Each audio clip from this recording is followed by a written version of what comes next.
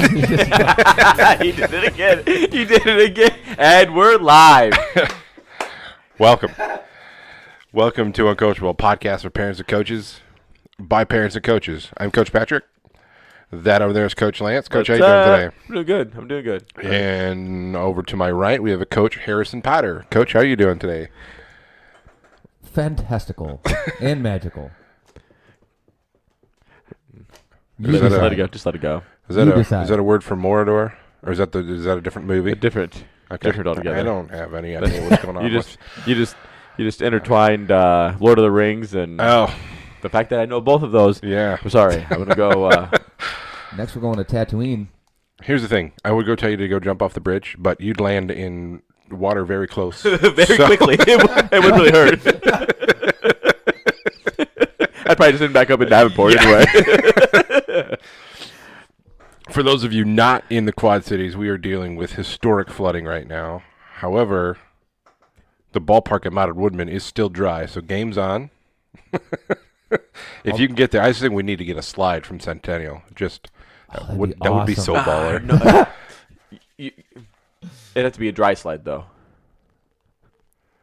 I was thinking water slide. When you said slide, I was thinking water slide. Never heard a slide be called a dry slide before. I didn't say dry slide. I just said it had to be dry. You said dry slide. No. He did. Well, we could check the tape. We will check the tape. This is recording. Oh, it is? Dang it. Curses. So, there was something else I was going to... Go ahead. Let me apologize to you guys here. I have dropped the ball. I haven't put out enough shows lately. I haven't put out any shows lately. We've been off for 2 weeks now without any shows. Yeah. So I'm apologizing. I'm going to apologize to our listeners, too, that we haven't put out any shows for the last couple of weeks. Mm-hmm. Been a crazy week. Been crazy weeks. Let's just all be honest here. We've all had crazy weeks. So, man, with all the you guys will be going on, and you guys will be hearing this right away. So I apologize. some of the stuff we have backlog will get out. We'll get out afterwards. This one I think is what we're going to talk about today. I think is going to be what we're probably going to see some coaches truly dealing with right now. So yeah, we're gonna couch that for a little bit. That's I fine. want to talk about what as we talk about this is we did this for when we see something we needed to talk about it. And Coach Logan saw some stuff this weekend that he wanted to talk about, or last weekend. Yeah.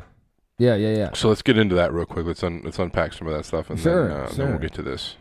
So all basically just to dumb it down. Took in the context. Don't dumb it down. Let's really give it all. Well, yeah, but I mean, just to put it in the context of if you're a coach and your kid's doing something wrong, correct him.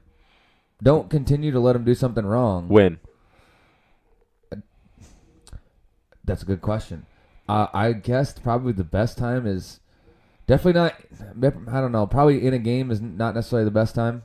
I mean, sometimes it needs to be corrected right away, but it's very situational, man. If it's egregious, you correct it then and there on the spot. But you can't coach it, right? Because you're not out there on the field with him unless you're in t-ball. You got to wait at least in between innings. If you've not coached it before, you can't coach it there.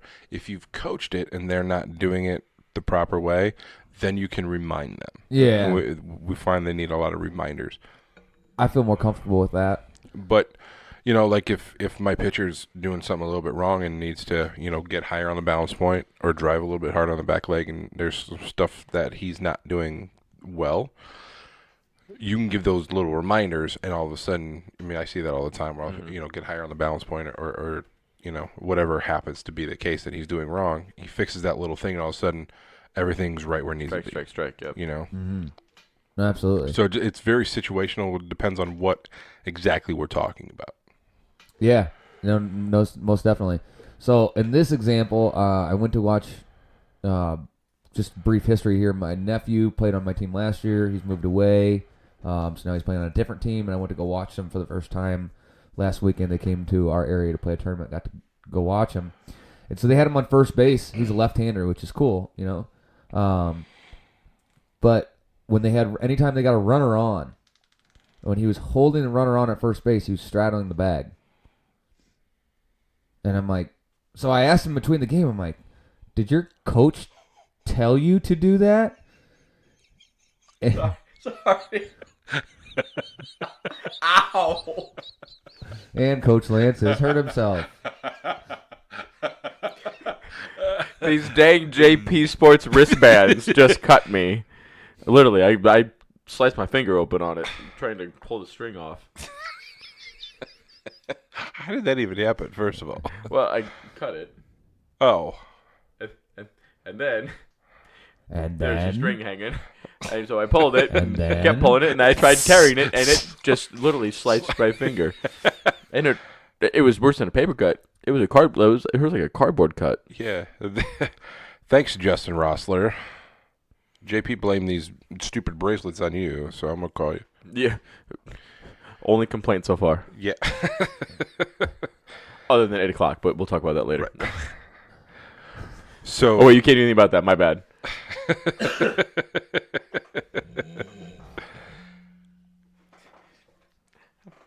I'm going to back away from the mic. Coach Lane is going to take a brief break. So, yeah, they had a lefty first baseman straddling the base, first base to hold the runner on. and you asked, So I come up in between because, I mean, obviously I'm not going to holler at him in the middle of a game, not being his coach anymore. You know, so I wait in between the games. I'm like, hey, did your coaches tell you to do that? He said, no. I said, so who taught you to do that? He said, well, that's just the way that I figured was the best way to do it. So I'm like, well, no, that's not the way to do it. I mean, fair enough, but it's not the way to do it, but go ahead. So then I brought him over and I showed him the correct way to do it. I'm like, it's really easy because his big thing was like, well, that's the easiest way for me to get a tag down. Is right there for the tag. I'm like, well, you can still do it that way if you do it the correct way and still have a super easy tag. It's right there. It's literally like you're a lefty. Like you have that's one of the easiest tags in the whole game. Like it's not going to get much easier than that. And what you're doing is you're making the throw for anybody who's trying to throw over to you, mainly your pitcher.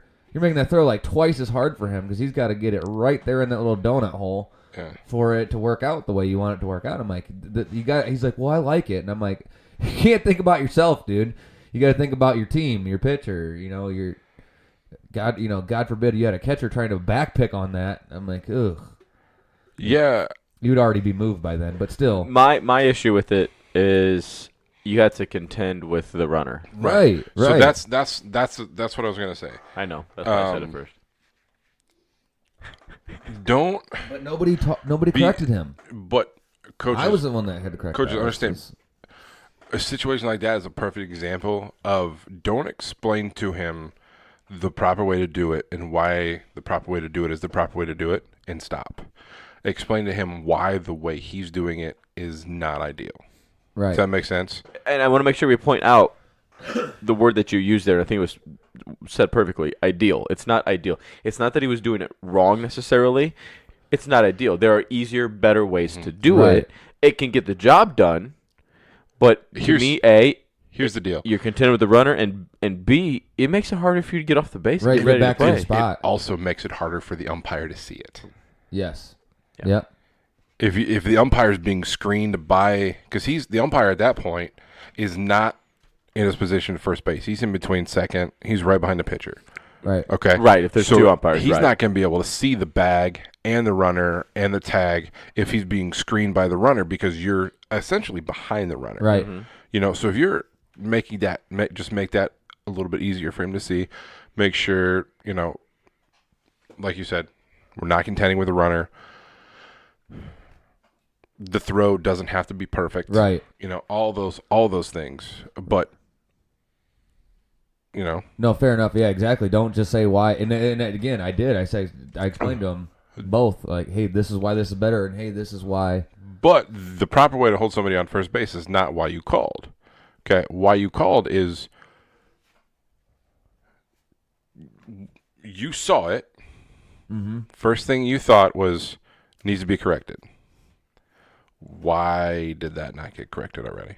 Well, that's That's the problem. Yeah. Again, not ideal. We go back to that concept, not ideal. It's not, and again, maybe the coach thought he was doing just fine with it. In all honesty, maybe the coach wasn't. You know, I don't care how he holds him on. We're not going to throw over there anyway. 9U? 10U. 10U? They did throw over there one time to him, and it looked just as goofy as you can imagine it looking in your head. Without a doubt. Without a doubt. Again, there are better ways to do it. Right. Without a doubt. And I understand that people don't know what they don't know. And to me, what I saw was, hey, here's a talented left-hander. it looks odd. Why does it look odd? Yeah. I'm thinking they just, he's talented. He's a left-hander. Let's stick him over there at first base. He'll know what to do. What I struggle with, though, did he play first base for you? Not much. A little bit, but not much. Okay. He's super talented. Where did he play? I had him all over the place. I'll primarily used him a lot in the outfield because he'd catch anything you'd hit to him in the outfield. Gotcha. But a lot of times I'd play him at shortstop, left-handed shortstop, just because when you're at a young age, they're so athletic, you don't specialize them as much like that. I didn't want to damn him just to the right side of the diamond at that young of an age. So he played some short, a lot of outfield. He did play a little bit of first base for me, but he pitched. Just one of those things that, gosh, why not correct that? Why not teach him a better way? If it looks odd, why does it look odd? And then go from there if you don't know. That's my biggest thing is I've seen things when that looked weird, and I'm not quite sure why. Yeah. And then you investigate it further. Right. And you figure it out. You learn. You would think that, you see all these other teams, you're playing against all the other teams, and every other first baseman's doing it a different way other than the way your first baseman's doing it. Eventually, it would, like, the light bulb would come on and be like, by the way, no, The whole idea of straddling a bag for a tag, I think, is incorrect. But I was going to get there. That's another because it's similar to receiving a throw when a runner's stealing, where whether you're straddling the bag, third base, second base, whatever it is. There's multiple concepts, 1, 2, 3, 4, whatever, however many you want to say. Whereas you're either field it in, if you will, receive it in front of the bag to make the tag, or you straddle. Like I've said before, one of the things that bothers me the most is at this point, from what I'm seeing, I don't mind if you're teaching them the wrong way or the way that I wouldn't teach it, or again. Ideal compared to better, right? Because you see pros still receive the ball straddling the base. But as long as you're teaching them something, I think we're all going to be better off. I see way too much of things not being taught that are baseball 101. Well, like, to my point, when you ask him, did your coach? No, that's just what I thought was the best. Well, wait a minute. There should be that's what I thought was the best. Like, somebody should have told you, hey, this is the best way. Leave it up to the kid. Yeah, no, we don't especially 9 and 10-year-olds. No, when they're. What are we doing about ground balls? Are we, are we correcting how they're feeling ground balls when they're doing it in practice, or are we letting them figure it out their own? Oh, that looked like an out. That was good. You know what I mean? Did they field it and get the out? Great. You did a good job. That's most coaches, unfortunately. I can't say most. No, but that is a good percentage. That is some younger coaches that we have seen, yes. That's the case. Yeah. So again, it's one of those you don't know what you don't know, but here's the thing. You should try to know something. Yeah. Hey, did you see anything else, or is that just the main thing? That was the first. See, I was gonna rag on you a little bit. Like, why didn't he know how to play first base properly, how to hold on properly? Right. If he played first base for you. Yeah. Now, again, was it going to be a dick or anything? No, just fair enough. And to be honest, at 8U, I had so many other. Well, you're still doing coach pitch, weren't you? We were doing a mixture of coach and kids. So I had so many other things to worry about. Yeah. That was. we didn't have a whole lot of leading up. We didn't have lead offs or steals, so we never really had that issue come up. But yeah. Right on. By 10U, so he jumped. In case you guys are trying to put this together at home, he jumped. He could have played at 9U this year, but he decided to get up with it because he's old. in that gray area where he could play on 10U or 9U. He can either play at his grade level or at his age level. Right. So Yeah. I'd rather have kids playing up than down. I think playing down is bad. Speaking of that, that's something else I want to I touch think it depends. on. Well, You brought that up. I think it depends on the kid. Depends on the kid for sure. I'm just here to tell you this is where you get yourself in trouble. Kids that are playing down on a 13U team when they should be on a 14U team. Those kids end up in trouble because they go to high school Potentially. and they have to play on 90-foot bases when they've never played on them, and they go to make that throw. No, you say no, but I've seen it in firsthand, dude. I've done it firsthand. Well, you might be physically more gifted than some of these kids. No, dude. but what I'm saying is yes, the adjustment's there. But every kid has to make that adjustment. Whether you're playing Little League or you're playing travel ball, you still have to make that adjustment. But if you get that year, you see it. I'll just put it this way, okay? There's the kids at the high school right now. Almost all of them played 14U except for 2 of them. Mm-hmm. Those 2 kids, you can see that they have not had that year of 90-foot bags. You can see it in the way they play. Is it the 90-foot bags or is it... No, it's the 90-foot bags. It's the 90-foot bags and the 60-foot mound. You can see it. I seen this kid throw from shortstop to first base, and he cannot make the throw. Cannot make it. Well... It's in the dirt before it gets to first base. Every time. And then all the other kids on the team, they make that same throw or even a further throw, and it's just right on the dime every time. So, I mean, you can see it. It's definitely affecting them. And that you're right. You're going to experience that at some point in time. But what I'm saying is the bad time to experience it is not your first year of high school ball. You know what I mean? It'd be much better to have a year to experience that, not under that focus. You know what I mean? 14U, they don't even play at 90, though, do they? Yeah, they do. Yeah. I thought it was 85. No, they play 90 and 60. Because I thought it went 70, and then 80, and then 85. I'm not sure what it is, but here's my thing.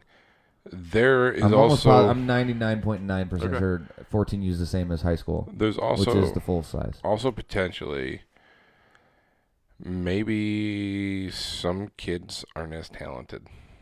Well, that's also true. That's all I was gonna say. They didn't get that extra year of ball. Right. Period. Right. They're still younger. Like, okay, so take Kellen for instance. Okay, Kellen's a May birthday, could play down technically, could play to his age group. Right. Okay, so he could be playing 11. But that would not be his grade level. But it would not be his grade level. So when he reached high school, right, he would have missed his 14U year. Okay. If he would have played down. If he would have played down. Right. However, he's been playing with his grade, which is what I'm advocating for. I'm saying that I think that's the best thing. Again, don't disagree. At some point. Yeah. At some point, yeah, you have to move into your grade. I do believe you do have to. And I guess my argument would be, I think you should do that before high school. High school should not be that year that you decide to get with your. If you're waiting that long, I think it's too late. Well, I think it's. I don't think it's too late. I just think it harms you a lot more than it would if you would have done it earlier. But again, I go back to how many years have you seen kids come up in Little League and be able to make that adjustment and make that throw? Here's the thing, but Little League. Oh, they'll make that adjustment eventually. I mean, why? Let's get real for just a quick second. Yeah. How many kids right now that are playing only Little League are playing high school baseball? Not very, very low percentage. If you have, I'm talking Little League only, not Little League and travel. I'm talking just Little League. Those kids aren't playing much high school baseball. If you have 20 kids on a team, you may get 1, maybe 2. Yeah. Maybe. And that kid, to be honest, that kid is not going to be the best. To be honest, the team I'm referring to now, and I don't know if this is the obviously I can't. It's a small sample size. Can't use that to judge every situation. But that team has not one ball player on it that didn't play travel ball last year. Yeah. Not one. Well, again, travel balls here in this area is huge. King. Sure, yeah. So if you're there's a reason, right? And I've had this argument with a couple of people that are not as connected to the situation, and it's just not the same thing. Well, especially if you go from Pardon me. If you go from travel ball and then to little league, you're already at for example, you're already at 70 feet for your base pass. Now you're taking a step back. Well, and then for the pitching, you got to get and again, I'm talking about my situation specifically, in my area specifically. That is the only base of knowledge that I have. Right. Okay, so understand that when I say this, I'm not talking about you specifically. I'm talking about my situation in the area that I coach baseball. I would not consider coaching Little League for myriad reasons. The two main ones that I can think of right now, I put a certain amount of money that I don't need to, and a certain amount of time that I'm not obligated to coach kids that are not mine. I want to get that commitment back from the parents.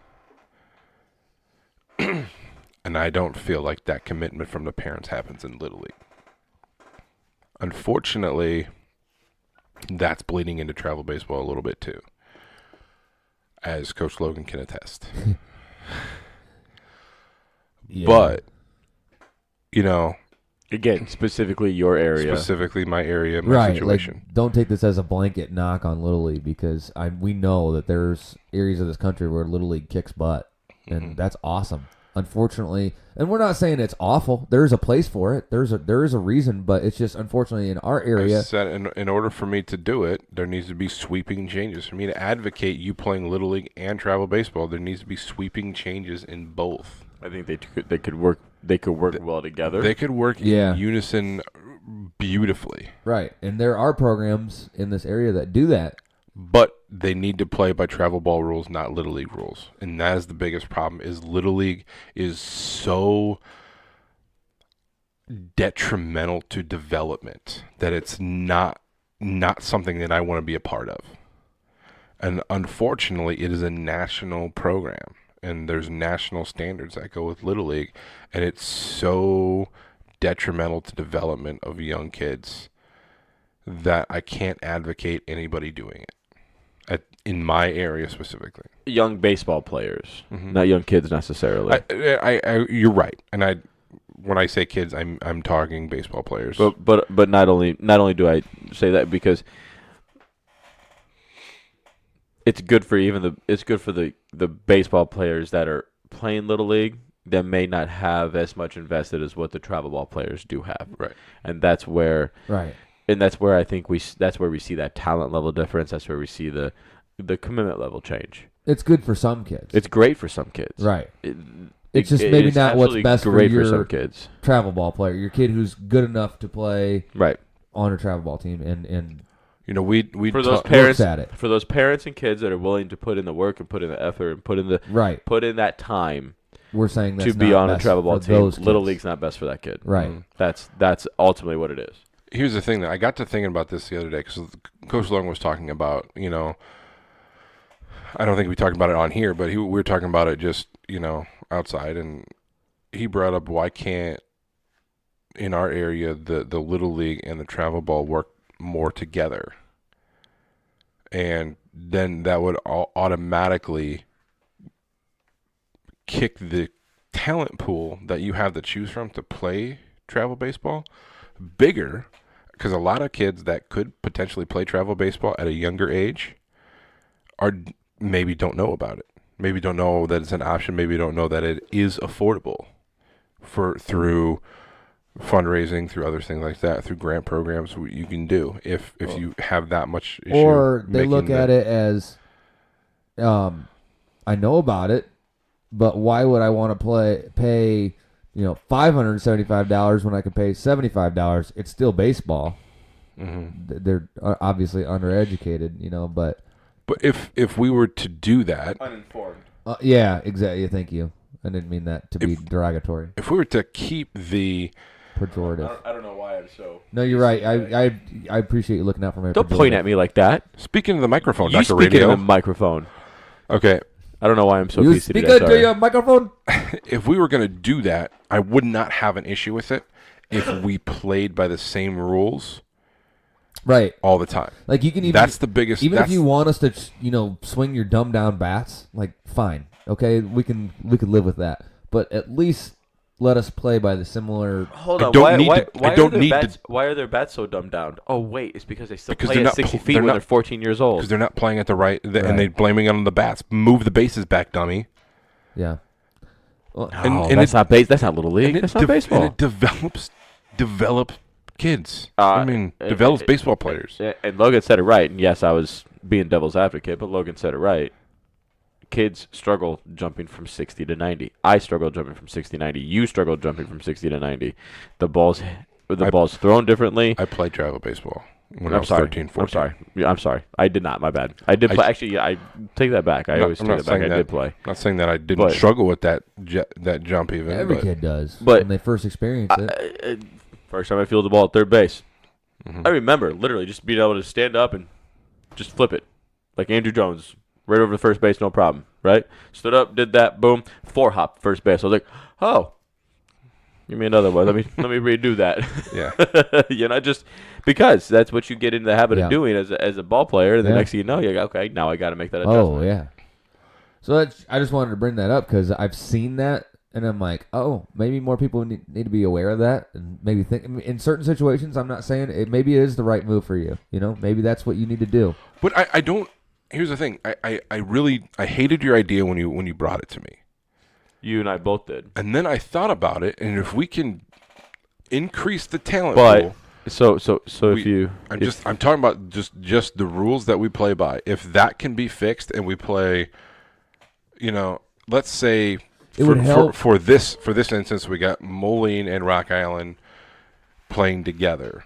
If we can pool all of the kids together, have them play both, so our league games would be Little League, and our weekends would be travel, and we could all play by the travel baseball rules for all the kids, then I don't think I have that big of an issue with it. there are different governing bodies. And that's the problem. That's what I'm talking about. Little League. It's a Little League is a national organization. that is U-Trip. to the detriment of young baseball U-Trip's players. national, but it's not. U-Trip is a national organization. It's just as big as Little League. Oh yeah, but that's what I If mean. not They're bigger. not. But Oh. but they're not going to do that. Period. They won't. Well, there's Because then they're going away from. I'm not saying their I'm not bylaws. saying that U-Trip has to do it or that Little League has to do it. I'm talking about in my area. Also if Little League played by U-Trip rules, U-Trip we wouldn't be crushing Little League as it is. Little League will not evolve. Well, no, the way that they have their bylaws and the rules set up, Adapt it's or die, inevitable. and they're dying. at least around here. Oh they come are. on, they still get run on ESPN. Oh wait, ESPN's dying too. My bad. Yeah, Sorry. it is on fumes. I know it is. Yeah, no, I'm actually. Oh, did you guys hear about Dan Patrick? Sorry, he's just going through a whole lot of mental issues right now. I just heard on the score the other day. bad. Just going through a whole lot of issues. Great guy is what everyone's saying. Just down to earth, one of those people that never will forget you, kind of thing. Yeah. And just going through a whole bunch of Is it depression or is it? a lot of things. Huh. But yeah, depression's one of them. Like Is he stepping away from his show? I don't know. I didn't get into it that much. I heard it literally in passing on the radio. So I've always liked DP. yeah. Sorry, that was No, a no, complete no, side no. note. I don't know what even brought it. No, in there my head, are but organizations ESPN, around here that's that what crossed my are head. doing that are mixing the Little League and the travel ball. And I'd like to. no, they're not. They are. Organizations are forcing kids to do both. Yes. I know, for example, Moline, I Yes, believe, and I yes. believe North Scott does as well. If you're going to play travel, you have to play Little League too, which is fine, but If you're going playing to play, different rules. if you're going to play travel play travel, in this organization, yes. Yes, that's correct. you have Yes. then. But say Well, the way they do it though is they say like so two players from each they take that travel team. Let's say there's 10 kids, and they put 2 of them on each one of the little league teams to try and keep the little league teams fair. Mm-hmm. But there's more to it than that. I'd like to know more about, like you said, That's hysterical. That's a rule to try to keep it fair when the people running the organizations, people running the teams, are going out of their way to make it unfair so they can win at Little League. Because I mean, we've all seen it, and it's gross how things end up being stacked. yeah. You know, And that's just what so the we can All-Star win. team's for. That's what Let's Little League combine World fifth and Series sixth. is Let's for. combine fifth and sixth grade flag football, but I want all my team just to be 6th graders so I can win it all. Yeah. Similar concept, but yeah, no doubt it's similar concept though. But anyway, I'd like to know more about the inner workings of it, like you talked about how it affects the rules, dealing from one organization to another. The other thing I would like to find more about would be the time commitment. You know, like how is that working out? Fair But enough. it's interesting, definitely something to. Here's the about. thing. You're forcing kids to play Little League and travel baseball. That's a lot of freaking baseball. It's a lot of baseball. And I know that's what you sign up for. But Yeah, because I mean, Little League, from my understanding now, is up to like 3, sometimes 4 games a week. Okay, And so then playing here's travel. here's my thing. Here's my whole thing with it, right? and then we're going to put pitch restrictions on pitchers. Yeah. Like what exactly like Oh, there's another problem that you just thought about. You got 2 different coaches. How do I know? You know, coach told me he only pitched 20 pitches this week, but hey, how do I know that 20 wasn't actually like 37? You know, or Go ahead, coach. No. I mean, all completely valid and right on point. that would be troubling. I somewhat forgot. I think I forgot what I was going to say now. I mean, That could be a big concern. That would be a big problem for me. well, Like, it goes back to the NFL season trying to convert it to 18 games and then talk about player safety. Is it about player safety or is it about revenue. what is it? I mean, Right. It's about revenue always. if you're playing, are you serious? The league's playing 4 games a week. Some, yeah. 3. I just heard. Well, yeah, because what it was, I guess it is 3. One team had a makeup game, so they had 4 games in 1 week. 2 or 3 a week. That's what I was going to say. Is That's so you're asking me that you're telling me that you are going to play 3 games a week, okay? But if I'm playing travel ball for this organization, I'm playing on Saturday or Sunday, I'm going to miss one of those games, right? I would hope so. So I hope you're not playing and then a on top tournament on the weekend and 3 during the week. That's That's a lot. That's insanity. and then too on much top baseball. of that, when do I get to practice? What's that? too much. Yeah. Seriously, when do I get to There- practice? People think that you learn to play baseball during games, and it's completely ludicrous. Because, well, for example, what in 2 baseball games, in 12 innings of baseball games that we played, and I'm not keeping track here. It's just randomly I know offhand. I think Kellen was hit 4 baseballs, maybe 5, Yeah. all 12 innings. How many of these other players got balls hit to them? Yeah.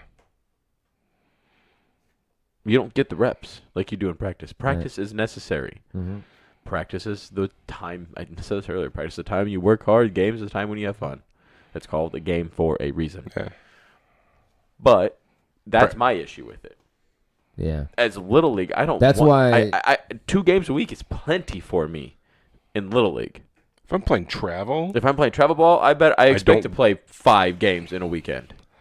I want 1 game a week if I have to. Something else As far as like As a far as league, during league the or whatever. As far as Yeah. during the week, yeah. I want 1 Like game. one scrimmage. If I have One to. scrimmage if we have to. That way, but what I truly want is practice. I like times. I like the 1 game during the week, so you can get some of those kids in some situations that you don't see them in. You went You there. know, it's Well said. not that bad. yeah, you can see what they can do. Something else I thought about too was that would be a big kind of roadblock in that situation too. Is in our area, I know Little League is very different in other areas, but in our area, the Little League they don't have enough players to have each age group have its own set of teams. So they combine age groups, and that would be a big issue for me. Is like, hey, I'm used to playing against only 11-year-olds, and then during the week though I'm playing against 11, 12, and 13-year-olds, and then go back on the weekend only playing against 11-year-olds. I would hope that by increasing the amount of kids that maybe you could dial that back to at least, hey, it's only 11 and 12-year-olds, or ideally just 11-year-olds. I would think that could help Little League as well. You see what I'm saying? Like it'd be helping each other kind of problem, but we obviously I don't know. That's why I want to find out more about how it works in Moline. I'd like to talk to some of those parents and see how what they think of it. The way it works is the rules change. It's absolutely Little League plays Little League play. Right. Travel ball is travel ball. But the rules are different. Yeah, I have an idea of how it works, but I guess I meant more like I'd like to see what the parents' perception of the situation is. Hey, what do you guys think? I can tell you. Is it working? I can tell you. Do you like it? I can tell you. Well, I know those Moline teams are usually really good in travel ball. No, not really. Depends on which team you get. A, B, C, D, E. Well, they usually at least have one good team. Fine, one. Well, it's they're in a big enough area. They should have one. Right. Well, Rock Island doesn't always, struggle for athletes usually, except in baseball. That's fair enough. So. It made a point. It goes back to commitment. Yeah, well, that's what we fight in our area. Is I think there's a big interest growing in other sports, and baseball is kind of lagging behind in our area here. But I don't believe it is. I believe in your situation that is. I believe in your situation where you're at, and then there's a city in between, and there's a city. There's the city that you coach in. There's another city next to it, and there's a city east of it, and the two that are sandwiched around it struggle, and the city that's in the middle doesn't. And it goes back to commitment level, and it goes back. I mean, even high school football at those two cities struggles for whatever reason when you get to high school level, because there's just not a commitment there. That's right. Kids are playing other sports. I mean, without a doubt, that's why. That's when you say commitment. That's what you're talking about, right? I mean, talking about Fortnite. Fortnite's not a sport. Well, yeah. I mean, video games. You've lost a lot of people, but you and I both, the three of us, all played, right? Growing up, I still do, right? But our commitment level's still there. Mine still was. You know what? I can tell you right now, it would have been higher had I not had them. I think it's, for me, I've always kind of used it as a when it gets dark, now it's time to play. Yeah. But yeah, when I was I was able to run, able to be outside, I mean, we talked about this a lot during this winter. I need to get outside. Mm-hmm. I cannot be inside for another minute, or I'm going to start throwing haymakers at people that I love, because I can't do this anymore. I got to go outside. Because you're making me not love you. No? It's bad for my health right now. Truly. Being in here. Truly. Did you see anything else? Lots of little things, but nothing that irritated me as much as that. Yeah, I mean, it's so stupid as a coach. Like, I used to love, like, I would sit there and just watch a game. Then I started to coach. It makes me physically nauseous. You're welcome. It's hard. Yeah, that's something else. Like, I mean, I noticed a lot of times when you go to watch a game, and you can't say anything. Watch it from the outfield. Yeah, you can't say whatever you want to say, and they don't have to hear you. Yeah. Yeah, I noticed a lot of kids that were either late or early, and they're not making any adjustments. And I mean, I don't put that all on the coach. Obviously you can't, because some of that's on the players. Got to make the adjustment. Again, Kellen, for example, I think he had 4 at bats where he struggled hitting the ball squarely. Mm-hmm. And I looked at him and I said, "You got to make some sort of adjustment, kid. What are you going to do? Like, I mean, jump to get your bottom half. I can't do it for you. Squared away. At some do point something." in time, I finally piped up and told my nephew, because like none of his coaches were telling him. I said, "Dude, you're late. You need to choke up." Especially, not to mention you have 2 strikes now. So why wouldn't you? That's not the solution, though. No, but it can be. I'm not sure that it's not. I know that some people don't like choking up. I know, for example, I have no problem with the choke up with choking up. If it helps your head Right. get right, then it helps your head get right. There's a What- multitude of adjustments you But can make the there. adjustment's getting your foot down early.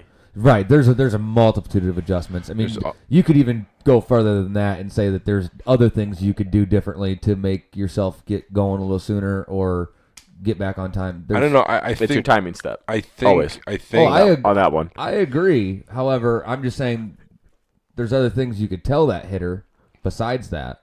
You know, like I've seen a lot of coaches tell him move back in the box. I'm not a fan of that, but that's an adjustment you could make. You know, again, you know what I'm saying. There's other adjustments too. Like I'm not a fan. I'm not a of fan that of it, either. but hey, if I guess it comes down to if it works for you. You know, who am I to criticize what works for you? Mm-hmm. But it's just not my go to, and necessarily choking up isn't always. I just saw it. I'm like, he needs to choke up. It's just one of those. If he Well, chokes, you coached him for the last couple and sure years. enough, and I told him to choke up, and he hit the very next pitch that came at him and got on first base. So, Then I saw it in his teammates, and I wanted to help his teammates too. Sorry, I didn't mean to cut you off. I wanted to help his teammates too, but I was like, I didn't coach you guys. I don't know you guys. You're gonna just look at me like, who's this random guy talking to me from behind the plate? So, but I could have helped a lot of those kids. Similar concepts of, hey, you're late. You need to make it. Try this. Or whatever. But anyway, sorry. What were you gonna say? I don't know. Keep going. Again, game time is the wrong time to make those to teach true. those adjustments. Agreed. But if you're going to talk about the choke up, there's varying schools of thought on it. I know Chris doesn't like it, and I get it. I didn't like it for a long time either. I never did it. But I do see a difference when I choke up. I feel like I have more control over the bat, but I sacrifice power for contact, which is the whole purpose of choking up. And that's why you choke up with 2 strikes. You're going to sacrifice a little bit of pop for more control. More back control. Yeah. And it's okay. It's okay. Again, if it works well for you, and this is exactly what, because Kellen had piped up and said, well, I choke up. Is that, and Chris goes, no, you're fine. Like, you've learned to do that. You hit fine with it. It's not a big deal. He goes, it's just something that I don't like, that I don't teach.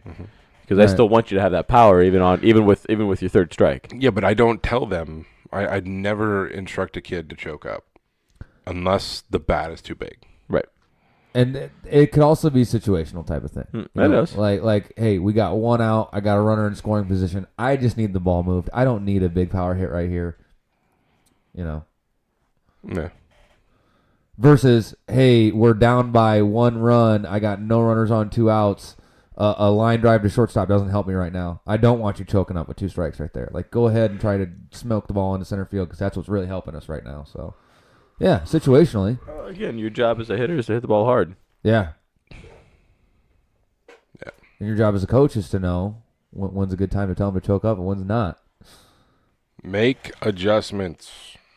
Yeah, Make an adjustment. That's something I preach to my hitters is like, you guys got to start learning to identify this stuff. I can't be there to tell you every time which adjustment to make and be in your ear all the time. We had a kid this morning who was throwing a curveball. He had a good curveball, but I mean, my God, I would have put $50 on every time he's going to throw a curveball, and I would walk out of there with so much money, I wouldn't be able to know what to do with it all. Just keep doubling down. Every time he went to throw a curveball, I go, he's throwing a curveball here. Just digging in his glove. And, I mean, just giving it away. Telegraphing it so bad. And I try to explain it to him. And this is their first year really dealing with anything like that. So it's a learning process. But well, that's part of paying a very close attention in the dugout, and watching. That's stuff that we pick up now because of years of baseball. That's stuff that they haven't been taught. So you're absolutely right. Like, we're sitting here looking at, like... Most of the time I can tell you when a pitcher's going to throw over 2. And they don't get it. Right. I mean, pitchers now at 12, they're just starting to figure out... Ooh, a curveball. And they're just starting to figure out, the holding the runners on thing properly and... controlling base traffic, because before it never really mattered. Now it is a little bit. But, I mean, he never looked at the batter one time. he's probably going to throw over. You know, like, I don't know. It's little simple things that you expect them to start catching on to that they're and it's stuff that I see because obviously been around the game. I've been watching it for a long time. Mm-hmm. But something else I want you guys to keep an eye out for. This is something else that I've encountered now that I've seen some of my nephews go through the older ages. Watch these kids that are throwing really good curveballs at 12U. Watch what happens to them next year when they get the bases extended a little bit longer, the pitcher's mound extended a little bit longer. the ball's breaking differently. It does. Because I saw that happen. Is it a kid at 12U? Nasty curveball, dude. Broke right when it was supposed to, dude. I mean, borderline unhittable. I mean, last year, struck out. I watched him many times strike kids out on this nasty curveball. And I seen him this year. That ball's not even making it to home plate. It's breaking way too early. Way too early. Throwing a 58-foot curveball. Yes, because he was used to making it break at a shorter base distance, and it's still breaking there, and now he's got to learn how to readjust as... Just got to figure out what the spin rate needs to Right, Yeah. exactly. So you got to reteach it. Shut your mouth. You nerd. Anyway, just... That's my hesitation about 12U curve. I know that's the year everybody says teach them a curveball at 12U. That's when they start throwing curves. And honestly, You can teach them movement without. If you're a teaching good curveball. pitcher, you probably should start to learn it around then. But Start to learn it. Right. It not makes start me to throw it. Right. It makes me nervous that change ups. Yeah. That's all you need as a pitcher. Your job is to. Greg Maddox said, "I'm a millionaire because I can put the ball wherever I want it, and I have a house on the beach because I can change speeds kind of okay." That's all it is. Yeah. As a pitcher, your job is to change the timing Right. of the hitter. Kyle Hendricks put on an absolute clinic on that yesterday. Absolutely. I mean, he doesn't have a ton of crazy stuff. He doesn't even have an 88-mile-per-hour fastball. Right. Seriously. Right. Doesn't touch 88. Right. 87. He's lucky. Everything he throws has movement, and does it without, Mad professor. He does it Greg Maddox style when Greg Maddox was at the end of his career, whereas Greg Maddox used to throw over 90 actually when he was. Yeah. Well, back he was throwing 91 when 91 was 97. True. Now 97 is 92. And major league players can hit any fastball you throw at them. It doesn't matter if it's 104. Yeah. You can shoot it out, like as Coach Mark said, you can shoot it out of a cannon and they're going to hit it. Right. No doubt. You're not blowing it by him anymore. Oh, now you got The to change days their. of the power pitcher are dwindling. Yeah. No, they're not dwindling. They're still utilized. No. but They're not. But As Here's effective. the thing. Everybody's throwing 95. So now you cannot set yourself apart by throwing 95. Right. But you're also not going to have anybody say, "I like that guy," if you're throwing 85. You have to throw 90, but you also have to have something that sets you apart. You have to be able to change speeds. You have to be able to, throw something that's off speed that's going to get you outs. You have to have a pitch that's going to get you a Soft ground contact. ball. It's gonna get you soft contact. Beautifully put. yeah, that's what I want. I don't want strikeouts. Strikeouts take too long. Yeah. True. If you can hit the ball, if you can make him miss the first pitch and you give me soft contact on the second pitch, I'm happy with 6 pitches in an inning. Absolutely. Thank you. Yeah. Yep. Save my pitcher's arm. Let him go deeper into the game. Our pitcher today went 4 innings and 31 pitches. Weird flex, but okay. I mean, But seriously, getting contact, yeah. pitching to contact, and his defense made a few plays, It helps. and we've seen it before where the defense, maybe boots a couple balls, and all of a sudden the pitcher's Pitcher comes from. gripping the ball a little bit tighter, trying to pitch to contact. To now he's trying to pitch away from contact, and that's how you get walks. Mhm. Speaking of booting the ball, anybody catch that highlight reel on the top 10 plays from SportsCenter yesterday by chance? Not of that. Nope. The I don't watch ESPN. Number one play was a single A pitcher Kicking the ball. kicked the ball Yeah. over to first base. I saw that one. Yeah, it was awesome. Paul O'Neill did it. It was a bunt, and he went to fielder, and he dropped it, and they just Booted it right Hacky in the sacked first. it? Yeah, right in the first base. right to the first base. Yep, got him. It was awesome. Wasn't quite Paul O'Neill or Todd Benzinger. That was from right field, but Sorry about that, guys. My heart just Yeah, you dropped. about pulled the station off on your lap. Womp, womp, womp, womp, womp, bow. So what we got? 10 minutes. Yeah. Yeah, man, yeah. When We we get can't. into that. No, we can't get into it. It's too long. Sorry, It's all right. That's my It's all bad. right. No, it's good. we It's had good. I'd rather talk about something like that. We do have a really good topic, but it's not going to be able to be covered because I think we can really truly dive into dive into it. Yeah, and Unfortunately, I did want to get it out, but we can do it next week. that's fine. We're good. Yeah, it's been kind of tough around here for a little bit, and I mean, Oh yeah, We're all- I had water dripping into my house, so I had to fix that. Yeah. Sorry. I Thank you, Coach Logan, for being there. I was off Monday, and I still have overtime this week, so we're busy at work, and I know Coach Logan now he's about to get super busy. Oh, my God. I'm not ready. All those cars that are All that property, that are too. Property. All flood that, damage. everything. I don't know down you're there. doing property now. Yeah. Oh, nice. Yep. Good for you. Yeah, we might not get a podcast out until August with him in it. 'cause It's always tough during baseball season as it is. Yeah. Right? I mean, this becomes a much bigger task during baseball season than it does in the off season. Yeah, the off season is fun, and then we've actually taken a couple of weeks and went. I'm not recording a podcast today because I'm not in a good mood, and it's not going to be a positive podcast. And we don't want to come out here and just shit all over everybody and everything and we don't want it to be negative. We want it to be fun and enjoyable and something that you want to listen to. Not go, okay, so the boys are bitching again. We'll wait for the next one to come out. Yeah. So. But must have lost both games today. No. Yeah, exactly. Somebody made a couple errors, it looks like. But now tournament season is in full swing. We all have families and we have other responsibilities that some of us are not exactly used to yet. And sometimes this is a little bit difficult, but we do appreciate you guys. Appreciate you guys listening. I knew you could do it. I can't talk. I'm just waiting for you to just get done rambling. Yeah, that's all I'm doing. Because that's all right you're now. doing right now. You're just trying to fill some I'm trying airspace to right fill now. it. It's like we don't have to. We don't have to. That's the glory of this. We don't have to. We finish our topic. Start some music. We're good. Yeah, just start it.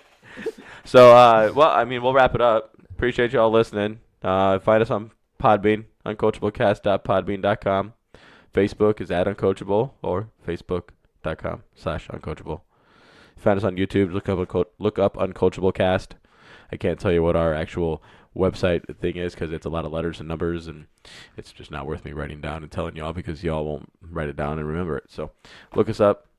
We are on iTunes and still not on Google Play. iTunes.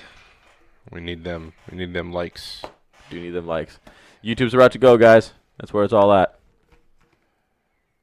Likes and likes and likes and likes. Maze balls. So I'll see you guys on YouTube then. Yes. Comment on our videos and tell us what you would like us to talk about. What we need to do is the thumbnail for our next video needs to be a picture of Coach Logan in his new glasses. It looks like Harry Potter. He looks nothing like Harry Potter. Whatever you think Harry Potter looks like, but he looks If nothing like you Harry Potter. cast Andrew Luck into a Harry Potter movie, that is what I look like. Okay, fine. Spot on, right? Yep, you're good now. Yep. All right, guys. Thanks for listening. Wow. We'll catch you on the flip side. Peace. Later.